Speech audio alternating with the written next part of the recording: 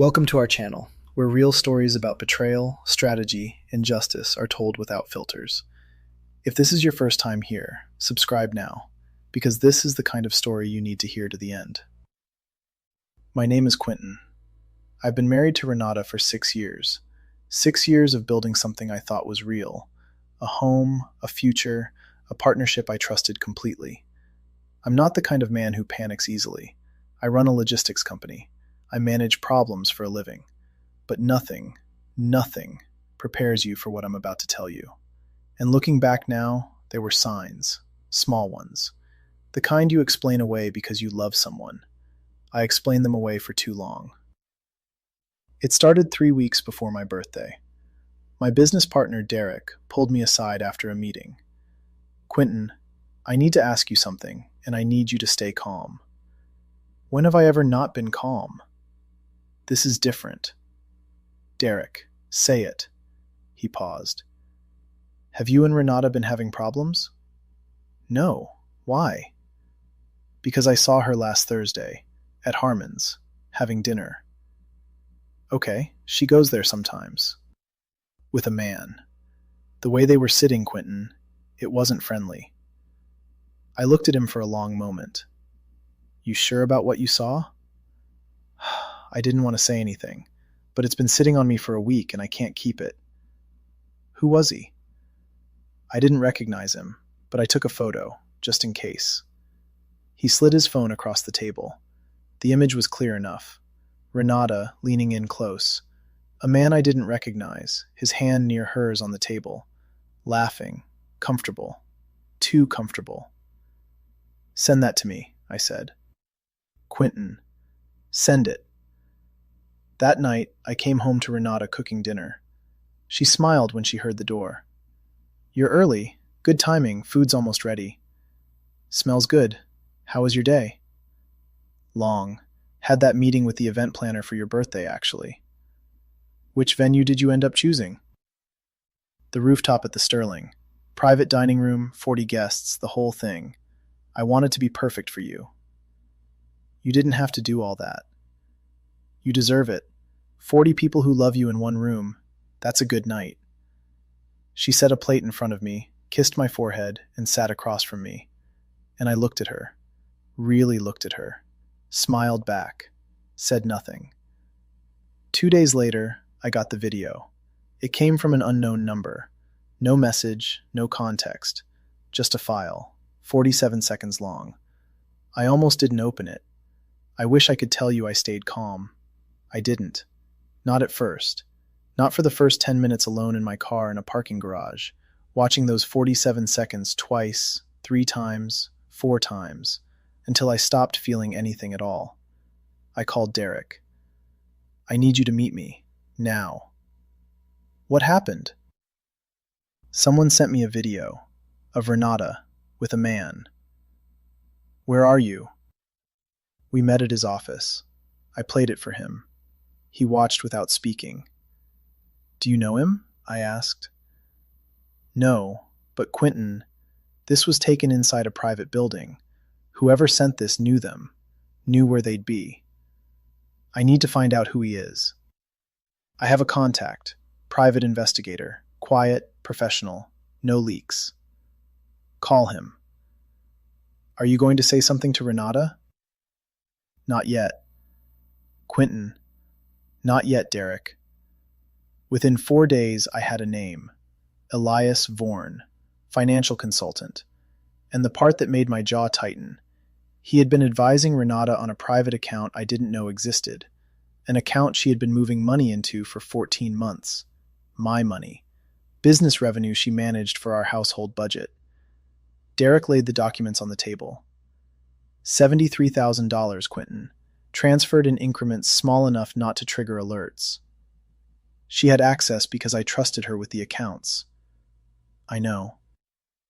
"How long have they been together?" "The investigator estimates over a year. Elias Vorn has a pattern. He finds women in stable marriages, moves in close, and helps them position assets before they exit." I sat back. She was planning to leave. It looks that way. The birthday party. is 40 people in a room before she disappears with my money. I didn't raise my voice. I didn't throw anything. I just sat there and started thinking. For 3 weeks, I said nothing. I came home every night, had dinner, asked about her day, listened to updates about the birthday party, the menu, the seating, the decorations. Renata, are you happy? I mean, genuinely. She looked up from her phone. Of course I am. Why would you ask that? I just want to make sure we're good, that you have what you need. She reached across the table and took my hand. We're good, Quentin. I promise. I nodded. Okay, I trust you. Meanwhile, I had met twice with my attorney, Sandra Okafor. Sharp, calm, exactly what I needed. The financial transfers constitute fraud if she had no legal right to redirect those funds. She didn't. The business account requires dual authorization for transfers over $5,000. She moved money in smaller amounts deliberately. That's calculated. That's criminal exposure, not just divorce proceedings. What do I need? The account records, the transfer history, any communication between her and Vaughan discussing the money. If you have that, I have emails. The investigator pulled communications from a secondary email account she used. Then we move when you're ready. I want it done publicly. I want it done at the birthday party. Sandra looked at me steadily. That's your choice. Just make sure the evidence is clean and your actions stay within bounds. No confrontation that looks like harassment. I'm not going to touch anyone. I'm just going to let the truth speak in front of the people she invited to celebrate me. She studied me for a moment. You've thought this through carefully. 3 weeks of smiling at someone who is robbing me gives you a lot of time to think. One more thing. I'd recommend having the account freeze executed the same afternoon as the party. That way, if she tries to move anything the moment things go public, it's already too late. Do it. Consider it done. I drove home that evening with a stillness I hadn't expected. Not peace exactly. More like the calm that settles over you when a decision is made and there's no turning back from it. I had chosen the path. All that was left was to walk it.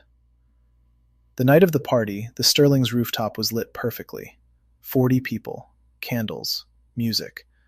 Renata in a red dress, moving through the room like she'd planned every detail. Because she had. What she hadn't planned was Elias Vaughan walking through the door at 8:15. I had invited him personally. A brief, polite note through his firm's contact form. Renata asked me to ensure you received an invitation. She'd love for you to come. He didn't hesitate. I watched him arrive from across the room. Watched Renata's face change. That split-second flash of shock she recovered almost immediately. She smiled. Said something to the person she was talking to. Started moving toward him. I got there first. Elias, glad you could make it. He extended his hand, smooth and professional. Quentin, happy birthday. Renata speaks very highly of you. I'm sure she does. Come meet some people. I led him to the center of the room, near the bar, where Derek and Sandra stood. I had already connected a tablet to the venue's display screen, the same one they used for slideshows. The guests were relaxed. Nobody expected anything. I picked up my glass. Can I have everyone's attention for a moment? The room quieted. Renata moved toward me, smiling. I waited until she was close. 6 years ago, I married someone I believed was my partner in every sense. Someone I trusted with my name, my home, and my finances. Tonight, I want to share something with all of you. Renata's smile held. Quentin, $73,000, I said. The smile flickered. Transferred over 14 months, from our household account, into a private account I wasn't told about. I nodded to Derek. The screen behind me changed. Bank transfer records. Dates, amounts, account numbers. Someone in the crowd said, "What is this?" Renata. I turned to look at her directly.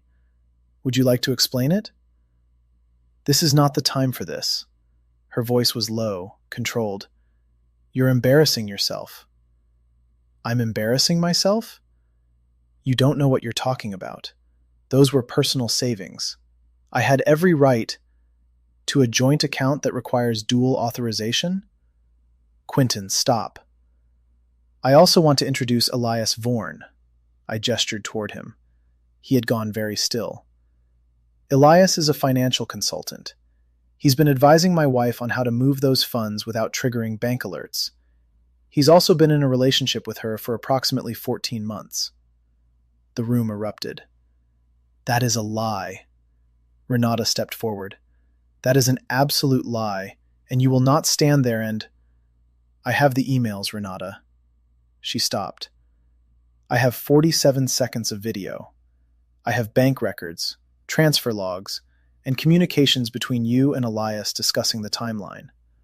I set my glass down. I have everything. Elias spoke for the first time. I don't know what you think you have, but I'd be very careful about making accusations in a room full of witnesses. Sandra stepped forward. My name is Sandra Okafor. I'm Mr. Quentin's legal counsel. The documentation has already been submitted to the appropriate authorities. The account in question has been frozen pending investigation. And, Mr. Vorn, your firm has been notified as of this afternoon. Elias went pale. You did this on my birthday, Renata said. Her voice had changed, harder now. In front of everyone we know. You plan to take my money and disappear after tonight. I just changed the schedule. I want to talk to you alone. This isn't... No. Quentin! There is nothing you can say to me that I want to hear privately. We're done here. The guests left in stages, some in silence, some stopped to say something to me. I don't remember most of it. Renata and Elias left separately, both with phones already at their ears. Sandra stayed. The fraud case is solid. The transfers, the concealment, the coordination with Vorn, it holds. What's her exposure? Criminal charges are possible depending on how the DA moves. At minimum, full civil recovery of the funds plus legal costs. Vorn faces professional sanctions and potential charges as a co-conspirator. And the divorce? On the terms you outlined, yes. The financial misconduct works in your favor significantly. Good. Derek poured 2 glasses from the bar. For the record, that was the most controlled thing I've ever seen a person do. I wasn't going to fall apart in front of her.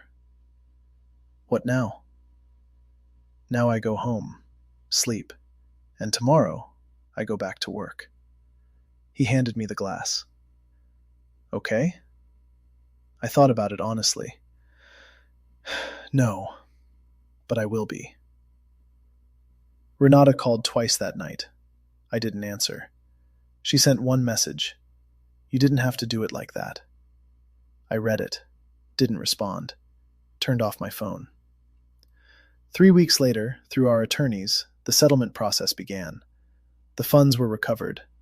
Elias Vorn's firm terminated his contract pending investigation. Renata retained a criminal defense attorney. She never apologized.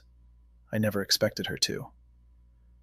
My attorney asked me once, during one of our early meetings, if I was sure about the public approach, whether I wanted to find a quieter way through it. Why quiet? I said. She wasn't quiet when she was taking my money for 14 months. Some people prefer privacy. I respect that, but she invited 40 people to celebrate me the night before she was planning to walk away. I thought they should know who they were celebrating with. Sandra nodded. No regrets, then? None. I didn't humiliate her. I presented facts. What she did with her own face in that moment, that was hers. I don't carry anger about it anymore. I did for a few weeks. But anger is expensive, and I run a business. I can't afford expensive emotions. What I carry instead is clarity. A very clean, very sharp understanding of what I will and will not accept, of what trust means, and what it costs when someone treats it as a tool. Renata made a calculated decision. So did I. The difference is, mine worked. If you enjoyed this story, don't forget to like, subscribe, and share.